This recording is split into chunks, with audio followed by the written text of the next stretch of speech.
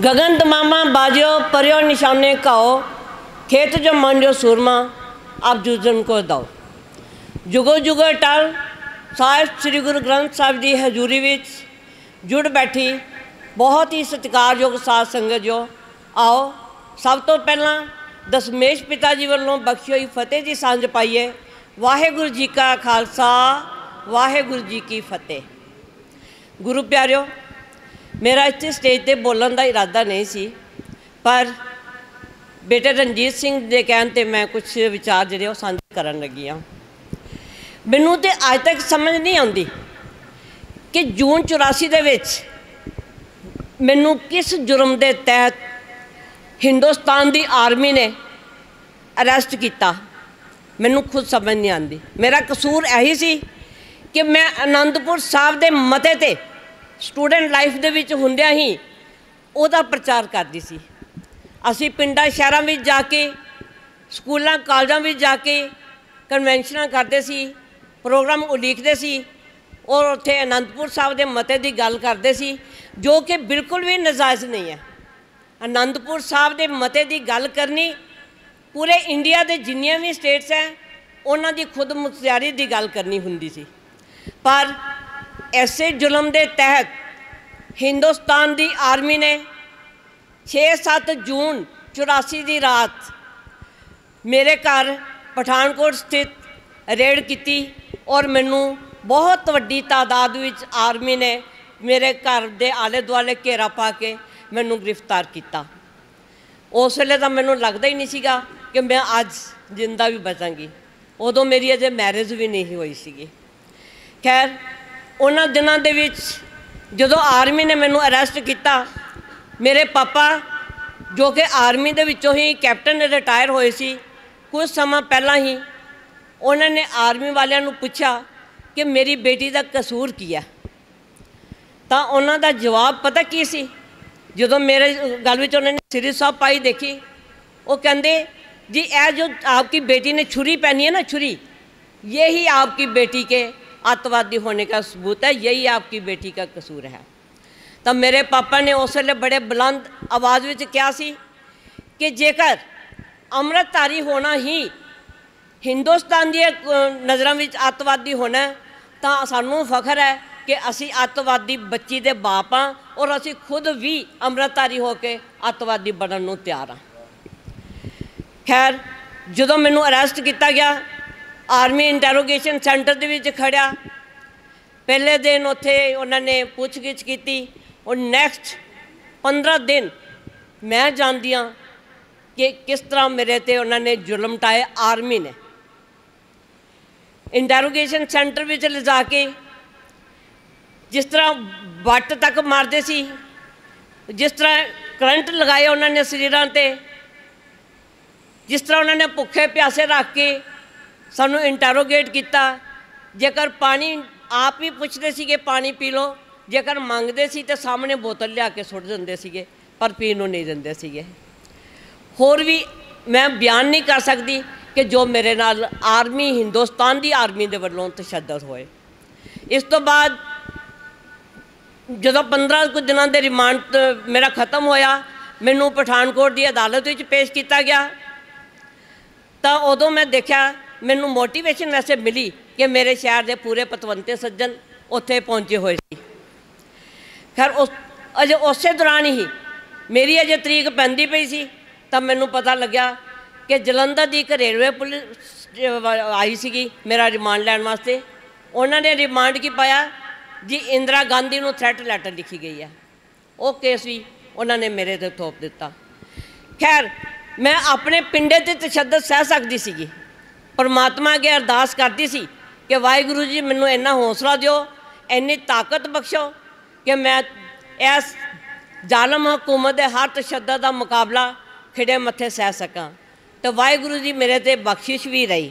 पर जदों हिंदुस्तान की आर्मी वाले संत जरनैल सिंह जी खालसा पिंडरा वालियां दे बारे विच गलत बोलते सी, उन्होंने पिंडरी कह के बुलाते सी, तो उस वेले सच जानियो मैं खुद भी बड़ी हाइपर हो जाती सी और मैं उन्होंने कहती सी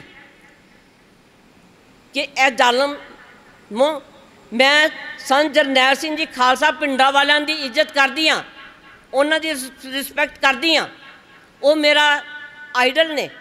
पर मैं तुहाडे किसी पिंडरी नूं नहीं जानदी। तो जदों मैं उन्होंने यह गल कहती सी ते यह गल सुनने तो बाद भी वो मेरे ते बहुत तशद्दद करते सी गुस्से विच आके। खैर चलो, कदे हुशियारपुर जेल, कदे गुरदासपुर जेल, कदे लुधियाना जेल दियां करती हुई जदों मैं गुरदासपुर जेल पहुंची तो इत्थे ही जेल विच मेरा मेल हुंदा है सरदार परमजीत सिंह जी होरां नाल। वो भी एक इतफाक सी। परमजीत सिंह होरां दे मदर उन्हां दी मुलाकात करन आए सी एक दिन, तो मैं देखा बड़ा रो रहे सीगे।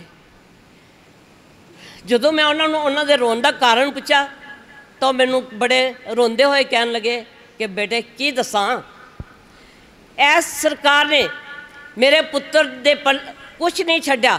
पहला भी उहदा रिमांड लै लैके उहदे ते बड़े तशद्दद ढाए ने, ते हुण फिर संगरूर दी लद्दा कोठी दा रिमांड दा हुक्म आया। तो मैनू पता नहीं सी कि उही माता जी कल नूं मेरे सस बननगे। उस वेले मैं उन्होंने भावुकता विच आके एक हमदर्दी वजों उन्होंने कहा, मैं कहा बीजी रोवो नहीं, जेकर तुहाडे रोन दे नाल हिंदुस्तान दी आर्मी जां हिंदुस्तान दा कानून तुहाडे पुत्र दा रिमांड लैण तो मना कर दिंदा है तो मैं भी रोन लग जावांगी तुहाडे नाल। पर नहीं, इन्हां ने तो सगों सानू रोंदियां देख के खुश होना है। तो तुसी ऐदां करो, जेकर रोना तो अंदर जाके वड़ के रो लियो, पर दुश्मन के सामने अपने आप को कमज़ोर ना करो।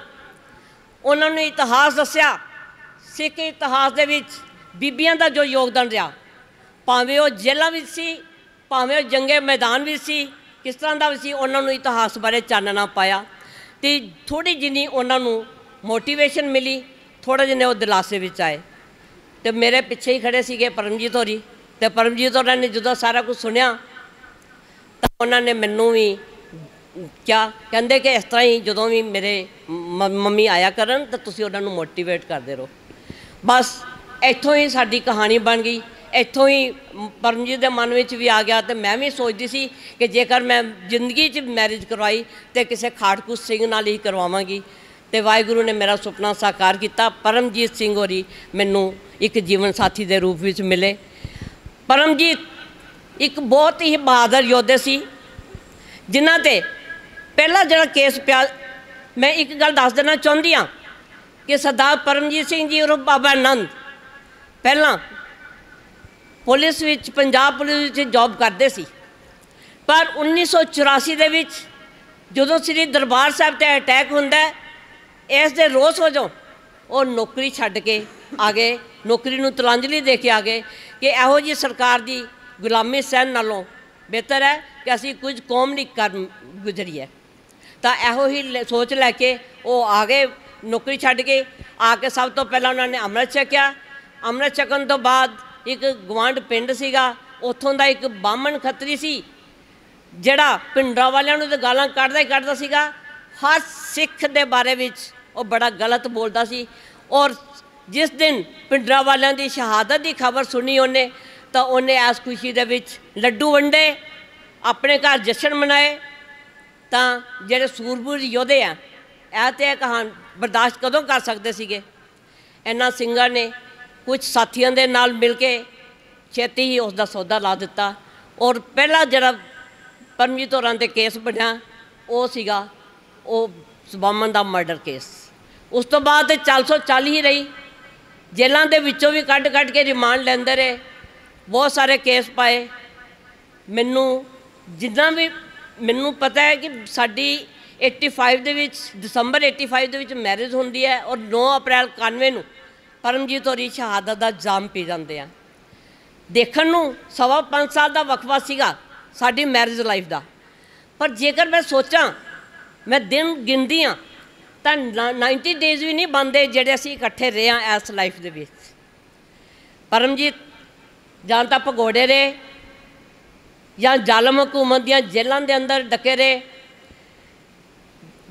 जां तरीकां भुगतदे रहे। असीं तो यही कुछ देखा जिंदगी दे विच। मैनू नहीं भुलदियां जिहड़ियां सौन भादो दे चमासे मैनू अज भी नहीं भुलदे पो माघ दी ठंडियां रातां जो कि असीं बगानियां की तरह लोकां दी बंबियां ते थल्ले पराली विछा के लुक छिप के गुजारी है। मैनू नहीं भुलदियां रातां। और ऐस ने मेरा जड़ा मन कमज़ोर नहीं किया, सगों इनू होर दृढ़ बनाया कि जालम सरकारे साडी तां हमेशा ही दिल्ली नाल टक्कर रही है, यह कोई नवीं गल नहीं। और असी एक ना एक दिन दिल्ली नू जित के ही साह लवांगे। और वो जदों साडे सिर्फ साडी बदकिस्मती यही है कि सानू कोई योग लीडर नहीं मिल रहा। साडे भी जज्बात बड़े ने, साडे सिंह जुझारू वीर बैठे हैं, जज्बात लैके बैठे हैं कि असी कुछ करिए, पर उन्होंने अजे योग अगवाई नहीं मिलती। तो जेकर कोई योग बंदा सानू दिसदा वै तो उन्होंने वक्त की हुकूमत नहीं रहन दिंदी, उन्होंने साडे कोलों खो लैंदी है। सो यही साडे मतलब कि कमी, पर फिर भी असी जुझारू हाँ, साडी सोच जुझारू है।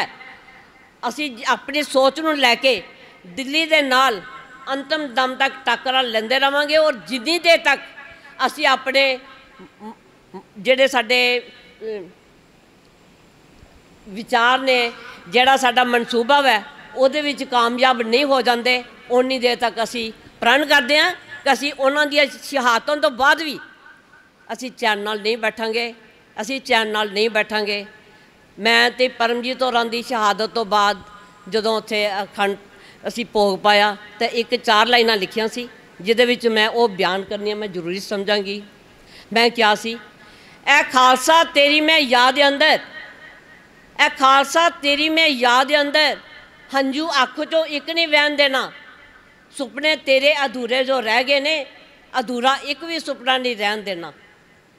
हथ फड़ांगी तेरी बंदूक नूं मैं, जुल्म कौम नूं होर नहीं सहन देना, जदों तक शरीर विच दम हैवे, टिके वैरी नूं जरा नहीं बहन देना, टिके वैरी नूं जरा नहीं बहन देना। सो इन्ना कुछ कहती हुई मैं खिमा की जाचक हाँ, कुछ वध घट कह गई होवां तां माफ़ी चाहांगी। वाहिगुरू जी का खालसा, वाहिगुरू जी की फतेह।